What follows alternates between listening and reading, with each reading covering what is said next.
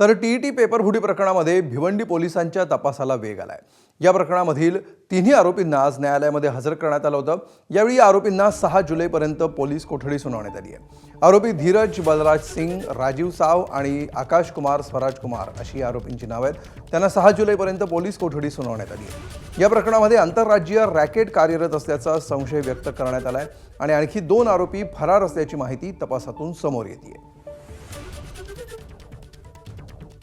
आपण एक बचाव पक्षाचे वकील म्हणून त्यांना संधी देण्यात यावी, अथवा त्यांना संधी का मिळू नये अथवा का देऊ नये या संदर्भात त्या ठिकाणी आमचं आर्ग्युमेंट झालेलं आहे। आर्ग्युमेंटमध्ये त्यांचा विषय होता का आम्हाला यांचा सखोलमध्ये तपास करायचा आहे, पाहिजे असलेले आरोपी कोण आहेत त्या संदर्भात तपास करणे बाकी आहे आणि त्या संदर्भात त्यांनी ती पीसी घेतलेली आहे। तर फर्स्ट प्रोडक्शन असल्या कारणामुळे मेहरबान न्यायालयाने सुतार साहेबांच्या कोर्टाने त्यांना पोलीस कस्टडी 6 तारखेपर्यंत दिलेली आहे।